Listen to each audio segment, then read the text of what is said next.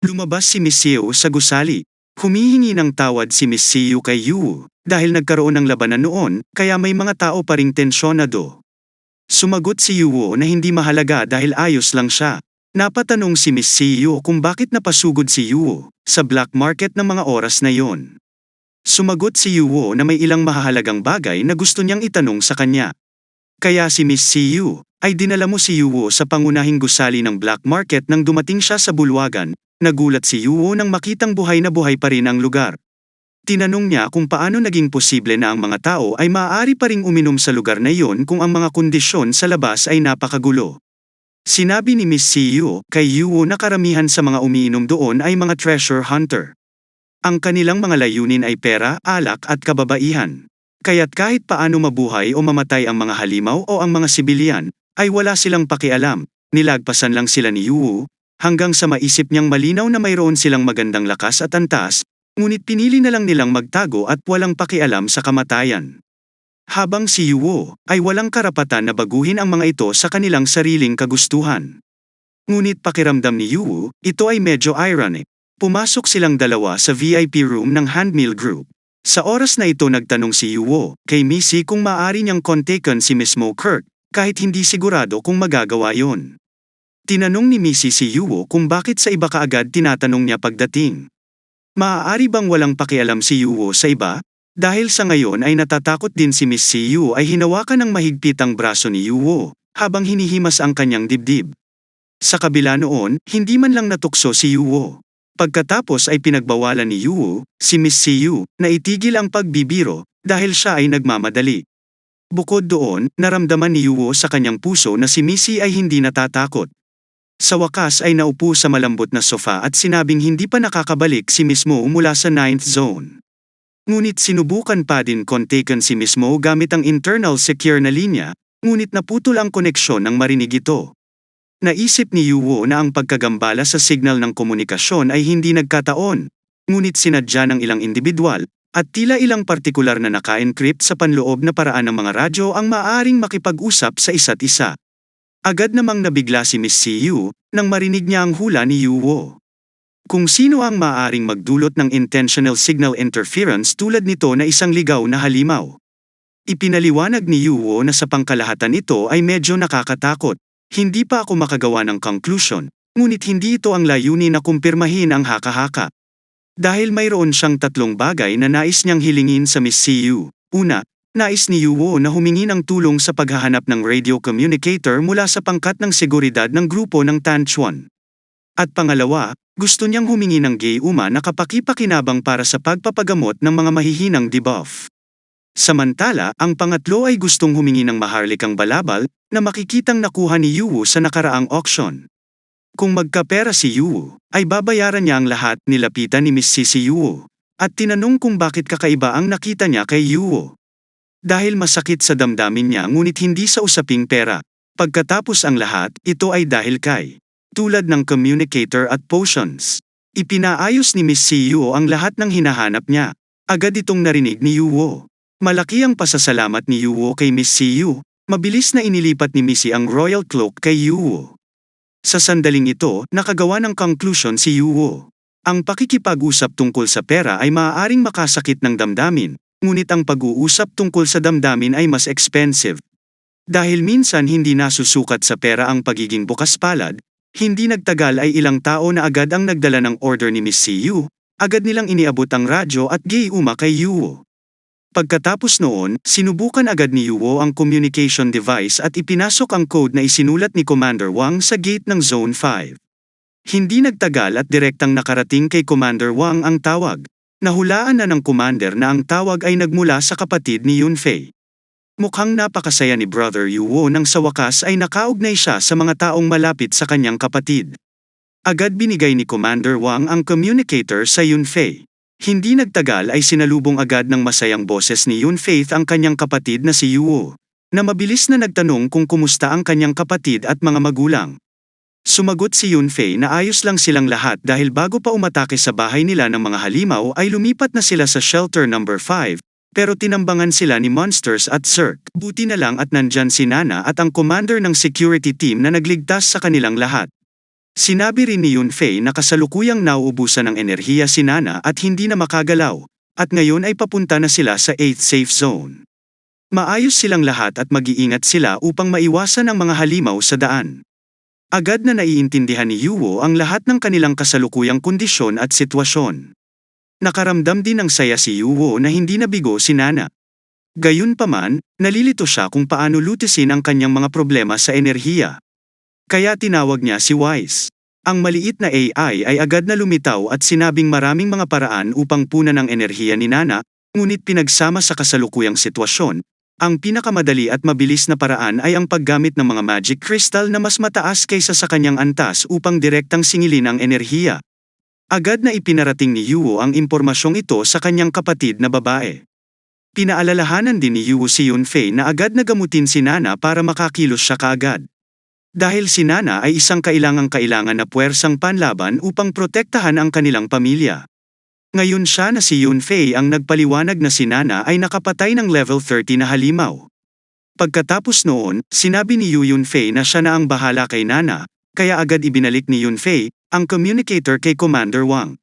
Pagkatapos maibigay ang communication device kay Commander Wang, agad namang sinabi ni Yuo na sa kanyang opinyon ay hindi uubra kung dumiretso sila sa Zone 8 sa pamamagitan ng connecting bridge. Dahil tiyak na tambak doon ang mga displaced civilian na lubhang hindi ligtas. Kaya agad naghanap si Yuo ng mga ligtas na coordinator na alam niya. Nang nakita niya ang mga coordinate na ipinadala ni Yuo, na nagpagulat kay Commander Wang, at gagawin niyang pagtimbang ni Commander. Dahil natatandaan pa niyang iyon ang mga coordinate na pinag-usapan nila ni Qin Lu, habang si Roman at ang security team ay nagtataka kung paano malalaman ni Yuo ang mga coordinate ng secret passage. Pagkatapos ay ipinaliwanag ni Yuo na ito ay isang lihim na daanan sa Zone 8. Hihintayin sila ni Yuo doon. Kaya sana ay ligtas na dalhin ni Commander Wang ang kanyang pamilya doon. Sumagot si Commander Wang na walang dapat ipag-alala si Yuo dahil iyon ang kanyang trabaho. Bumaba si Yuo sa bulwagan upang uminom sandali. Akala ng binata na siya ay nakabili ng maraming restorative para sa insurance pero napakamahal ng presyo. Ang mga profiteer na ito ay talagang umupo lamang at nagtaas ng mga presyo para makakuha ng mas maraming kita upang tuluyang mabangkarote si Yuo. Biglang sa isang sulok ng silid, nakita ni YWU ang isang babaeng katulong na binubuli ng ilang lalaking may malungkot na mukha. Sinabi ng kawawang babae na nasa labas pa ang mga magulang ko, kaya pinakiusapan niya ang mga lalaking nakapaligid sa kanya na dalhin ang mga magulang niya sa black market zone para iligtas sila. Sinabi pa ng dalaga na willing siyang bayaran ang mga lalaking magliligtas sa kanyang mga magulang. Ngunit naisip ng mga lalaki na imposibleng magkaroon ng pera ang dalaga dahil siya ay isang utusan lamang upang magkaroon ng pera. Maliban sa babae ay babayaran sila ng kanyang magandang katawan na may napakamasungit na madamdamin na mukha. Ang mga lalaki ay mukhang hindi na makapaghintay na hawakan ang katawan ng kawawang dalaga. Ngunit mabilis, hinawakan ni Yuo ang braso ng malaking lalaki at sinabi sa babaeng katulong na maaaring tulungan ng babae. Nagtanong si Yuo ng dalawang tanong. Una, ano ang direksyon ng bahay ng batang babae? At pangalawa, at din ang pinakamahalaga, magkano ang handang bayaran ng babae? Ipinakita sa iyo ng babaeng tagapaglingkod ang mga coordinate ng bahay mula sa hologram screen. Nakikita mo ba ang locus yung yon na naisip mong ito ang mga coordinate ng aking destinasyon? Kaya sa tingin ko ay mainam na dalhin ang babaeng tagapaglingkod. Sa wakas ay sinabi ni Yuo na hindi mahalaga ang lokasyon. Kung magkano ang pera ang maaaring bayaran ng alilang babae. Mabilis na sumagot ang alilang babae na magbabayad siya ng 1,000,000. Pagkatapos nito, magdadagdag pa ng 1,000,000 kapag nagawang iligtas ni Yuo ang pamilya ng babae. Nang madinag ang mga salita ni Mayora, masayang ngumiti ang mga bandido sa kwarto. Hindi nila akalain na medyo maraming pera ang waiter. Gusto nilang subukang iligtas ang mga magulang ni Mayola. Sinabi ni Miss Siyu kay Yuo na ang katulong na babae ay tinawag na Mayora, kahit na siya ay nasa antas 10 pa lamang. Siya ay may espesyal na kasanayan, tulad ng namely, at consent energy flux sa paligid niya, kasama ang mga emosyon ng tao para lagi niyang makuha ang puso ng mga bisita. Pangmatagalan din ang performance ng benta ng inumin, kaya hindi nakakagulat na makatipid siya ng kaunti. Ngayon lang napagtanto ni Yuo na ang galing ng waitress. Ang ilan sa mga adventurer sa silid ay nagtanong kung bakit hindi sinabi ng dalaga na siya ay napakayaman. Nagsimula na silang mag-sweet at sinabing misunderstanding lang ang masungit niyang ugali noon. Kaya't hanggat ang aliping babae ay handang magbigay ng pera, tiyak na gagawin nila ang kanilang makakaya upang maprotektahan ang kanyang pamilya. Ngunit iginiit ni Mayora na makikipagtulungan siya kay Yuo. Nang marinig iyon, nilapitan siya ng isang bandido para bugbugin siya para makakuha ng trabaho mula kay Mayor. Sinabi pa ng isa sa kanila na huwag kang magpapaloko sa gwapong mukha ni Yuo. Dahil sa isang palasong tulad nitong pisikal na anyo ay walang silbi kung wala kang kakayahang labanan ang mga halimaw sa labas. Hindi inaasahan sa susunod na segundo, tinamaan ni Yuo ang ulo ng tulisan na patungo sa kanya hanggang ang taong matabang ay agad na dumaikit sa bubong ng kwarto. Casual na sinisipa ni Yuo ang mga taong lumapit sa kanya, at nagtatanong kung sino ang batang ito na gustong kumita ng pera. Sa wakas, natakot sila at humingi ng paumanhin nang makita ang kakayahan ni Yuo. Upang mapupuksa ang mga thug na ginawa ni kay Mayola, hindi inaasahan ng dalaga na hindi lang gwapo ang binata sa harapan niya, napakalakas din. Habang si Miss Su, na nagulat din sa fighting skills ni Yuo. Dahil hindi niya nakita si Yuo ng ilang araw, at nagawa ng binata na talunin ang level 30 bandits ng madalian. Akala ni Miss CEO na si Yuo ay parang isang bottomless monster. Kaya si Missy na lalong nagiging interesado kay Yuo. Siya ay agad na tumungo sa labasan kasama ni Mayola. Gustong sabihin ng binata na nagmamadali siya. Binalaan ni Yuo si Mayola na laging makinig sa kanya habang nasa daan at huwag manggulo. Pagkatapos tumakbo si Mayola kasunod ni Yuo. Bago lumabas ng building, tinanong ni Yuo si Miss CEO kung ano ang susunod na plano ng magandang babae. Ayon kay Yuo, kung magpapatuloy si Miss CEO sa ganoong lugar na may matitinding bandido ay wala siyang magagawa. Kaya hiniling niya kay Missy na sumama sa kanya sa 8th safe zone. Ang mga bandido sa lugar na iyon ay talagang nagalit nang marinig nila ang mga salita ni Yuo.at. Ang mga bandido sa lugar na iyon ay talagang nagalit. Nainsulto sila nang marinig nila ang mga salita ni Yuo nang palibutan nila si Yuo at naghanda na saktan si Yuo. Agad silang pinigilan at binalaan ni Miss CEO na kapag naglakas loob silang hawakan si Yuo, magkakagulo sila sa grupo ng handmill. Kaagad niyakap ni Miss Shu ang braso ni Yuo at sinabing sasama siya kay Yuo. Dahil sa tingin niya ay walang solusyon o kinabukasan ang pananatili sa lugar na iyon. Bukod dito, kailangan din niyang humanap ng paraan para makontak si Miss Mo Kirk.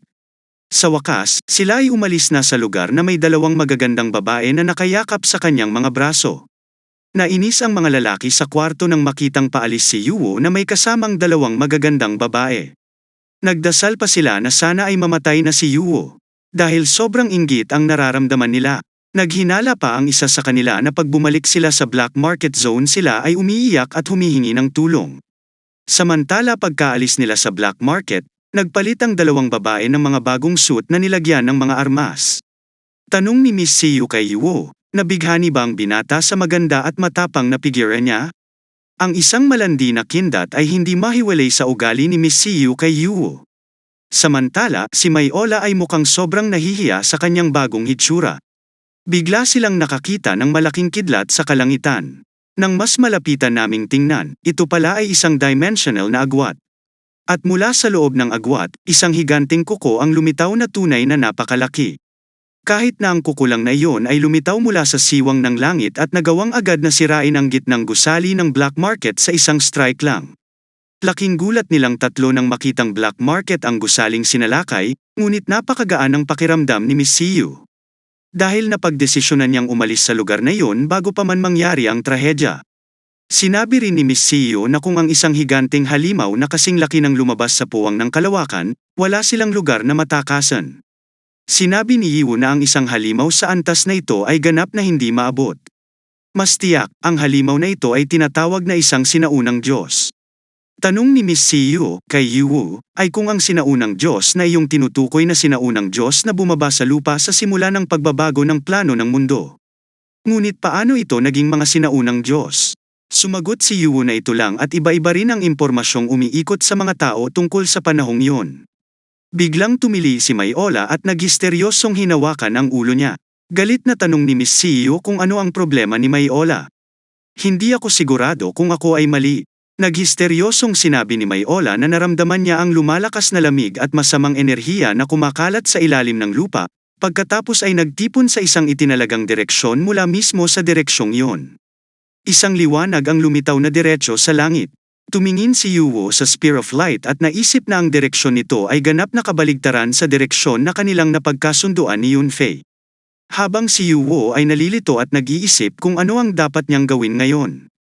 Bagamat kinailangan ni Yuwo na magtagpo sila ni Yanfei at ang iba pa sa lalong madaling panahon, ang kanyang instincts ay nagsasabi sa kanya na ang pinagmulan ng pagtitipon ng masamang kapangyarihan ay dapat na may kinalaman sa sinaunang Diyos sa kalangitan, kaya hindi dapat pabayaan ni Yuwo.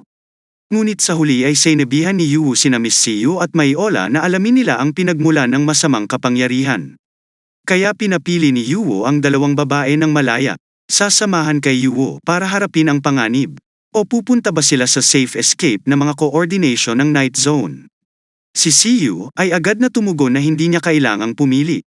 Sasama ako kay Yuwo dahil kung ang nasa langit ay tunay na sinaunang Diyos, ang buong upper middle at lower zone ng Night Zone ay imposibleng maiwasang masira. Pinili din ng Maiola na sundan sina Yuwo at Siyu.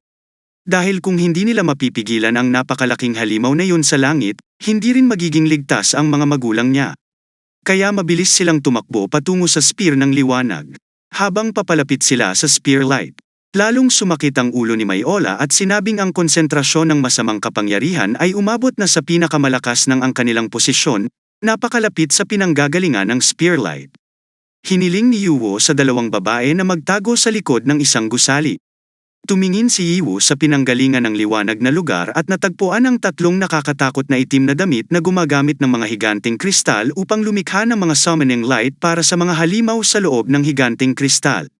Mayroong ilang mga bungo ng tao na mukhang nakakatakot. Nagtaka si Yuwo kung ano ang kanilang ginagawa. Nainis si Yuwo nang mapagtanto na gumagawa sila ng magic circle na nagpapadala ng enerhiya sa spacecraft. Agad na nagmungkahi si Siyu na atikihin ang tatlong nakakloak. Dahil hindi naman mataas ang level nila, naniniwala ang babaeng ito na ang pagsira sa magic circle ay makakapigil sa mga sinaunang Diyos na bumaba sa lupa nang hindi nag-iisip. Ang dalawang babae ay agad na humakbang pasulong upang salakayin ang tatlong mahiwagang figure ng robe. Kahit na pinigilan sila ni Yuwo dahil hindi ganoon kadali ang mga bagay. At hindi ganoon ka-simple, at hindi ito naging simple. Tamang-tama, ang pag-atake ng dalawang babae ay talagang walang epekto sa tatlong figure ng robe na nakatutok pa rin sa pag-activate ng enerhiya mula sa pulang kristal. Ang pag-atake ng dalawang babae ay nag-trigger ng energy shield na nagpoprotekta sa tatlong misteryosong figura. Nagmura si Misu sa inis dahil ganito pala ang inihanda ng kanyang kalaban. Habang si Yuwo, na nagkomento na natural lang ang araw na ito dahil walang paraan na hindi nila mapoprotektahan ang isang mahalagang magic circle. Sinubukan ni Yuwo na salakayin sila gamit ang ilang ulo ng lobo na nilikha mula sa sobrang init ng apoy. Ngunit sa huli, ang malakas na pag-atake ng binata na ito ay walang epekto sa kalasag. Iniisip ni Yuwo kung ano ang antas ng energy barrier na yon kapag lumipat sila ng mga inataking talento. Masisira ba niya ang energy shield na yon? Sinubukan muli ni Yuwo na atakehin ang energy shield gamit ang kanyang flame sword, ngunit gayunpaman, hindi makagawa ng anumang gasgas ang binatang ito sa kalasag. Naisip ni Yuwo na hindi niya talaga kayang basagin ang energy shield. Kaya't hindi bababa na ang kalasag ay nasa antas na 60 o mas mataas, at bagaman ang binatang ito ay nakakuha ng maraming XP na mga puntos noon, ngunit ngayon ang sitwasyon ay kinumisyon ng sitwasyon ay ganap na naiiba. At kung itataas niya ang kanyang normal na lakas sa pag-atake, malamang na mahihirapan si Yuwo na harapin ang sitwasyon. Pagkatapos, napagtanto ni Yuwo na kailangan niyang kolektahin ang mga puntos ng XP para magbukas ng bagong account. Sa ganoong paraan lang magkakaroon ng pagkakataong manalo si Yuwo. Ngunit pagkatapos ay napagtanto ni Yuwo na ito ang isang kakaibang bagay. Kahit na sinalakay niya ang kalasag sa isang malaking pag-atake, ang mga tao sa loob ay hindi man lang gumanti.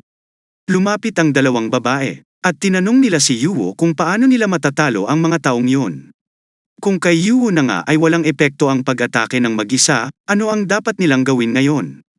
Kahit na ang figura sa kalangitan ay tila umaalis sa puwang sa kalangitan, sinabi ni Yuwo sa dalawang babae na huwag mag-alala dahil malapit na akong makahanap ng paraan upang masira ang kalasag.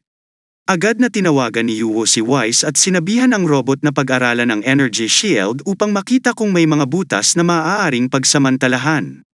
Agad na lumitaw si Wise at nakilala ang kalasag na may mahusay na pokus. Sinabi ng maliit na robot na ang problemang tulad nito ay hindi isang malaking bagay at maaaring malutas sa loob lamang ng isang bahagi ng isang segundo. Agad na ipinaliwanag na may level 65 epic item. Ang gumawa ng kalasag ay hindi kilala dahil ang may katuturang impormasyon ay sadyang tinanggal. Ngayon ang impormasyon ay naibalik batay sa pagtuklas ng ipinakitang logo. Ang gumawa ay natagpuan mula sa logo sa kristal. Napagtanto ni Yuo na ito ang logo ng grupong Huangzhang. Nagtaka si Yuo, bakit na naman sila nanggugulo? Hinulaan ni Yuo na ang kristal ay malamang nakapareho ng maliit na kristal na nakuha mula sa treasure chest ng Black Tiger Mercenary Group. Susubukan niyang subukan kung gaano ka-offensive ang shield kung maghagis din ito ng mga kristal mula sa grupong Huangjan. Nakatakas pala at nakapasok sa magic circle ang maliit na asul na kristal na nakuha. Napagtanto ni Yuo na mayroong isang tiyak na antas ng pagiging tugma para sa parehong uri ng produkto mula sa parehong kumpanya. Kaya naman agad sinabi ni Yuo ito kay Wise na i-browse ang kanyang item library. Tingnan kung mayroong anumang mga item na maaaring isama sa kalasag. Agad na naalerto si Wise at isinasagawa ang koleksyon. Tumagal lamang ng ilang segundo para malaman ng AI robot na ito. Matalinong inilabas ang Turbo Amplifier, na isang composite na material upang i-maximize ang mga kakayahan ng protective shield. Ipinapaliwanag ng system na ang Turbo Amplifier ay isang turbo boost level 65 na mga bahagi ng kotse o airplane engine modification na maaaring makapagpataas ng power output ng malaki. Ang sistema ay nagbigay ng tala, na ang bagay ay ang mga personal na koleksyon ng punong guro noong panahong iyon.